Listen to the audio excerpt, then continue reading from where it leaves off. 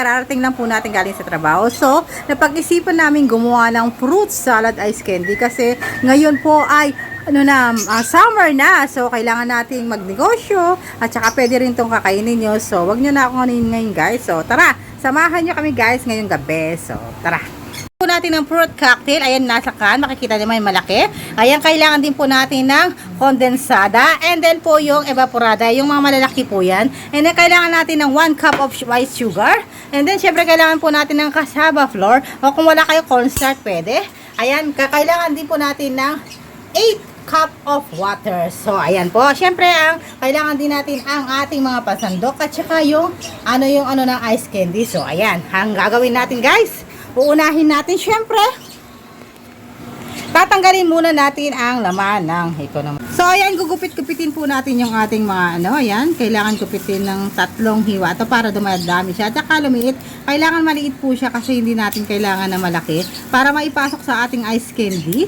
Siyempre, ice candy po nga natin. Yan, gugupit-gupitin po natin siya. Ayan, makikita nyo. Ginugupit natin pati mga kaong-kaong. Kapat kailangan maliit siya kasi mahirap pong ipasok sa ating ice candy na plastic to. So, ayan, gugupitin nyo ng ganyan. And then, cut. Ayan, guys. Nilalagay na natin sa tubig ang ating asukal. Ayan. Kailangan natin ilagay ang ating asukal para siya ay kanawin. Siyempre, kakanawin na po natin siya. Masaya. Sayang siya. Kaya kakanawin natin. Ayan, kakanawin po natin siya. Ayan. Kailangan ma-resolve po, ma-absorb po niya yung sugar. Kailangan maging tubig po yung sugar natin. So, ayan.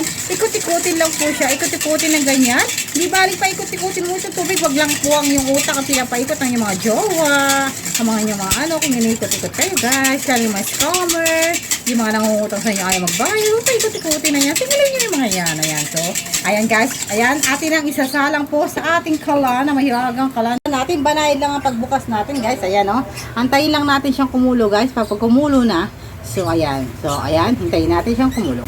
So, guys, ito yung harina natin, guys. Lalagyan natin ng kalahating cup of water.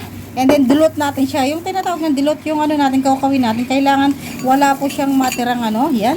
Pag dilute mo siya. Kasi kailangan po, lang buo-buo, Kasi pangit po pag may buo-buo to. Hindi na po siya maging, Okay lang po yung mga buo-buo sa mga pero yung mga gantong, guys, kailangan natin kakawin. And then, lagyan mo pa rin ng tubig. Pag Kasi pampalapot po natin ito kasaba. Kung wala po kayo mga kasaba, pwede rin po yung cornstarch po ang gagamitin nyo. Pampalapot po ng ating mga lutuin. So, ayan.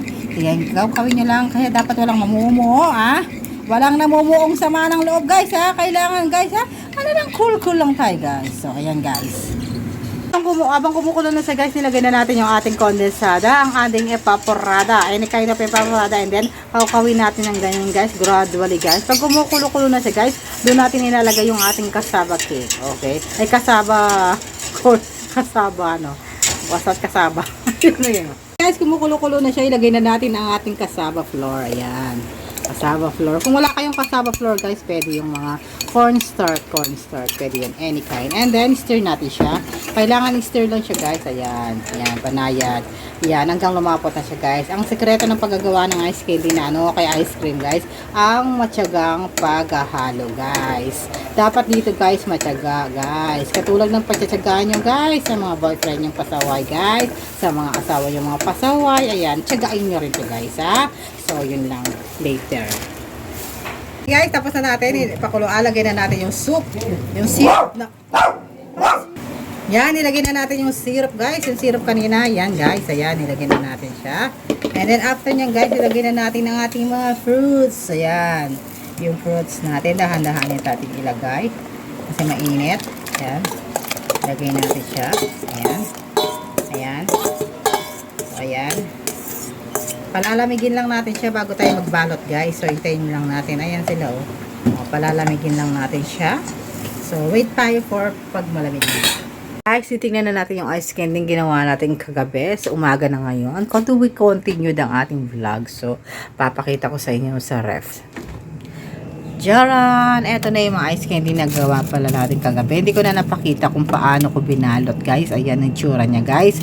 So, nakagawa kami sa isang ganon, guys, ng 58 pieces. Ayan, 58 pieces guys. Kung mabebenta namin to guys ng 10 pesos isa, mas maganda. Meron na kaming 150 na tubo. So, yun, labas na yung yung aming doon, yung aming ko ginastos. So, 150 ang aming magiging kalabasan yan pag yan lahat ay nabenta. Kung nabenta. Kung ito yung lalamunin lang naman ng aking anak at sa bahay. So, okay lang din kasi kakainin, 'di ba? So, ayan. So, ang aming kung may bibili para mapangkain na rin. So, hindi ka nabibili sa labas kasi napakainit ngayon. So, yan lang laman ng ref namin ngayon. So, sasarado na natin ang ating ice candy. So, ganon. Guys, yun lang ang ating vlog for today. So, to be continued na lang tomorrow. Another day, another vlog. Thank you so much sa lahat ng mga sumusubaybay sa amin, nanonood sa aming vlog. Sana maging inspiration kami at katatawanan din. Gusto namin lagi kayong happy at masaya. Goodbyes everyone and sana have a nice day to all of you and God bless and lahat ng mga pain ay matanggal, lahat ng mga dyan, mga problema, agam-agam, lahat dyan ay masusolusyonan basta positive ka lang. Bye Malaguchi Smacker and the family. Okay, thank you so much. Bye.